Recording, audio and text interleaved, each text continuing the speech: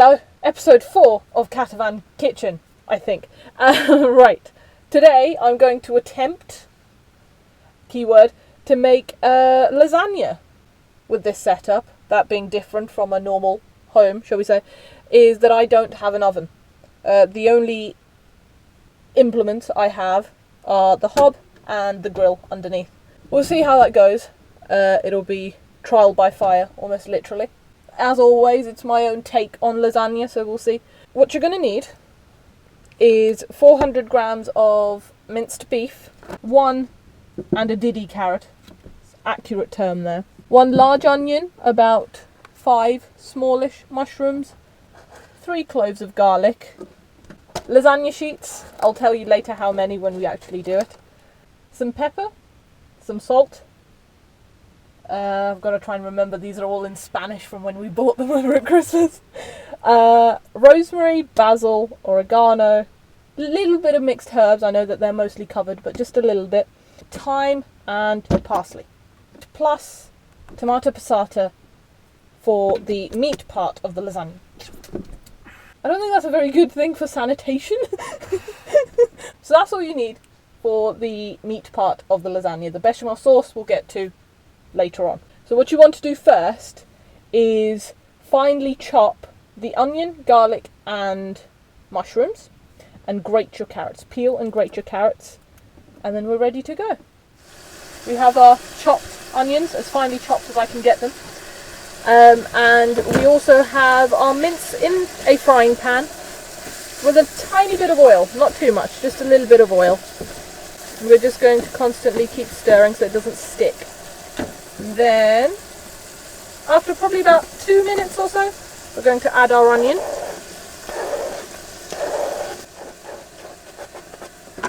Give that a stir.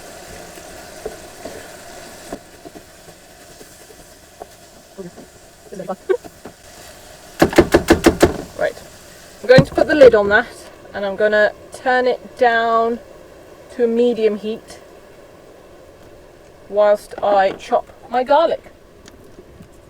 Once that's chopped, I'm going to throw that in as well. So we have our chopped garlic. That is going into the pan as well. We're going to give that a stir. And then we're going to add our herbs and seasoning, basically. I would say probably about a half teaspoon of salt. Same again of ground pepper. A quarter teaspoon of rosemary. The same of thyme. Same for parsley. Oregano, same again. Same again for basil. The same for mixed herbs. I know it looks a lot on there, but bear with me. Then we're just going to mix that in.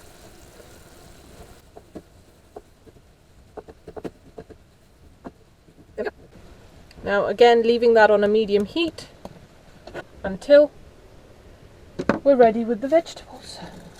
With our 1.5/1 large carrot, we're going to peel and then grate that.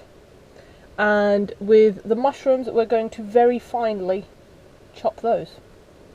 Carrots peeled and grated, that's the word. Mushrooms as finely sliced as I can get them. We are going to add these to the mince. Mushrooms first. See that here? And the carrots. Just smush that at the top for now. And then we're going to take tomato puree. This isn't a necessity, but it helps. About 1 tablespoon of that, I'm going to say.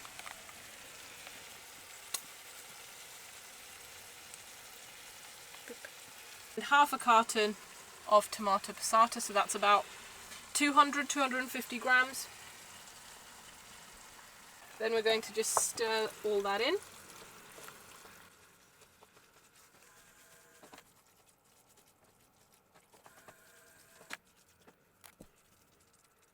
Give leave that about 5 minutes in there, still on medium heat.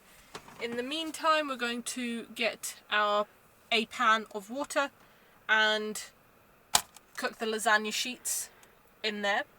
The reason behind doing this is that normally with an oven, you just put the lasagna sheets in raw when you layer it all up. And then in the oven, obviously, when everything cooks, the lasagna sheets cook along with it. We don't have that luxury, so we're going to do that ourselves beforehand. Water for the lasagna sheets. We're going to add a tiny bit of salt here as well. Bring that to a boil, and then I'll come back and let you know how many sheets we need. So, water is boiling. I have swapped the pots round in order to make some space. Yay, van life. What are you doing there?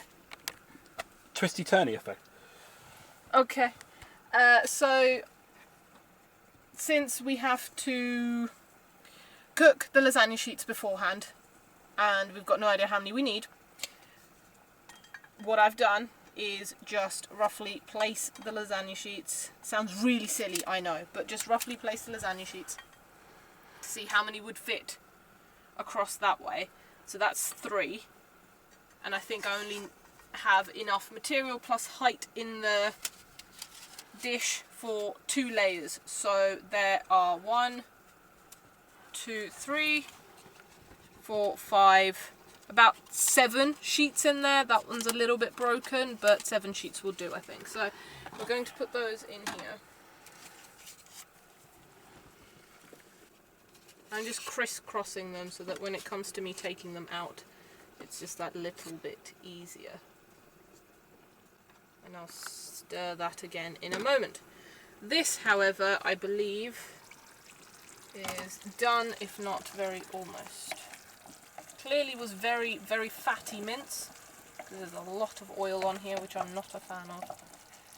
But when we come to layer up, I will use a slotted spoon and hopefully remove some of the fat. At this stage, feel free to add seasoning. Do taste it. It can stand to be a little bit saltier than normal. Not too much though. Purely because when you layer it up with the white sauce and everything, you don't want that white sauce to completely wash out the flavour. I'm going to stir that in, and then I'm going to turn the heat off under this and just leave it to rest until we have everything else ready. Now again, because having a far smaller kitchen than I would in a brick-built house, I don't have as many pans or pots as I normally would. Which means that with a dish like this, where I've got so many things going on at once, I have to wait basically for one thing to be cooked for me to start another. In this case, it's the pasta. I need the pasta to be cooked before I can start with the white sauce. It's fine. Okay. Thank you. So I believe the lasagna sheets are ready and cooked. The best way I have found that I'm able to remove them in my current situation is using some tongs. So there we go, lasagna sheets at the ready. As I said, living in a small van with limited resources, I have to wait for certain things to be done so that I can move on to other things. So next is the bechamel sauce, known as white sauce. It's basically a roux which is very popular in French cooking, but is actually Italian, hence why in lasagna, perhaps. The basic idea behind it is a thickened milk sauce. Main ingredients are milk, flour and butter. Quite simple to make, but also very easy to mess up. We'll give it a go. We need 425 millilitres of milk, 20 grams of flour and 40 grams of butter. Butter's already measured out in the pan. I'm just very quickly going to measure this out because you don't want to leave the butter for too long. If it starts to get brown, then you're affecting the flavour of the sauce. I will say that these weighing scales are absolutely fantastic. They're by Silvercrest and as you can see they're quite small, very easy to store, and they do open up as you would need them. Okay, so we're just going to melt the butter on a very, very low heat. It's already a little bit soft. And then we're going to add the flour slowly but stirring, oh this is going to be difficult, quite vigorously. The point is to not have any lumps, but to get a paste, a floury, buttery paste, as glorious as that sounds. We've got it to this stage.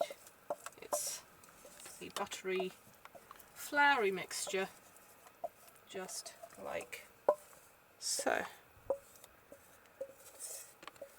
Into that, you want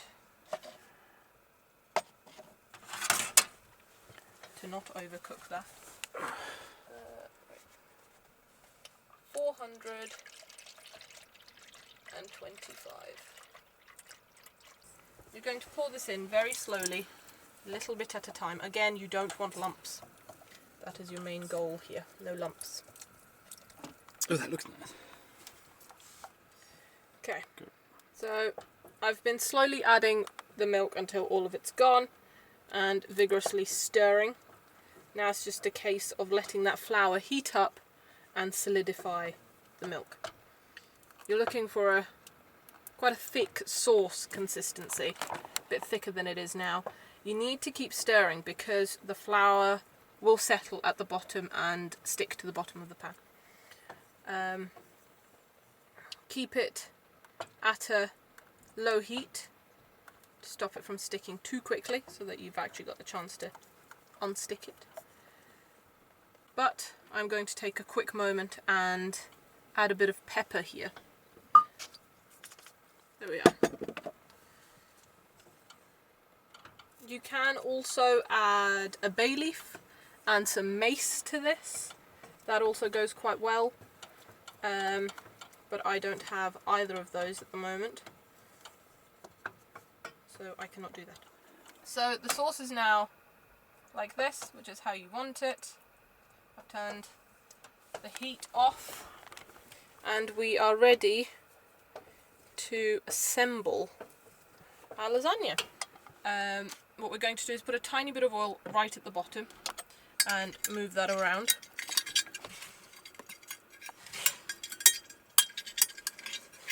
There we go.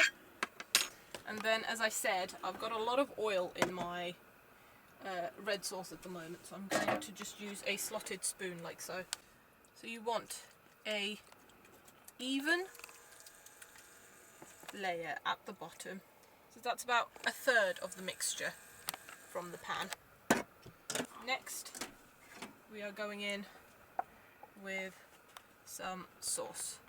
Now with this, just pour a little bit on top. You don't have to cover the entire thing. I don't tend to. I feel that kind of takes a flavour away from it a little bit too much. Next is our pasta. So we're going to place one sheet. Okay, now repeat the process again.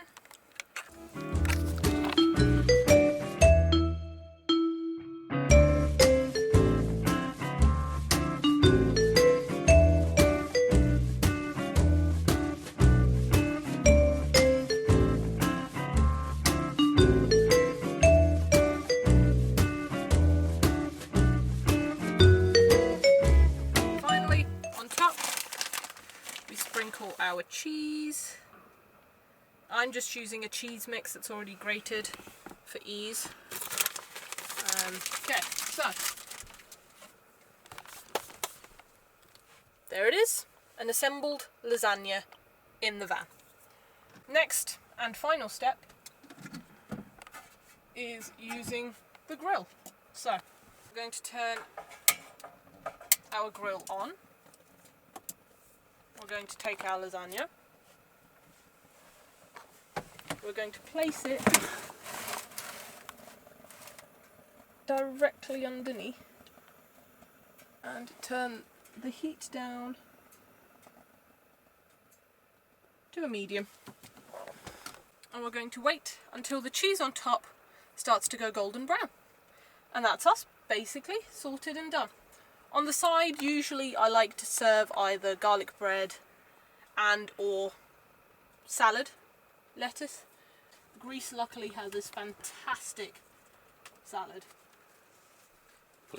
Lettuce, sorry. I'm a little bit in love with. It just has such good flavour. So I think I'm just going to do that today.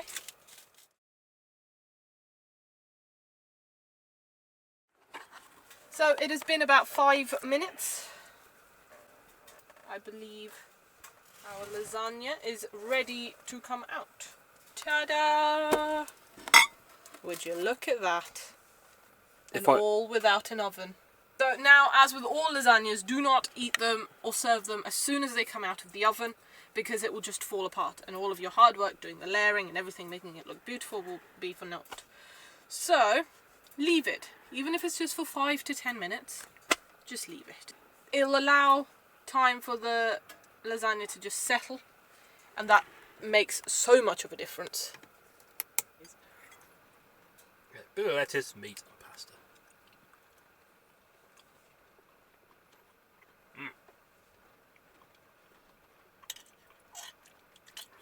Very good.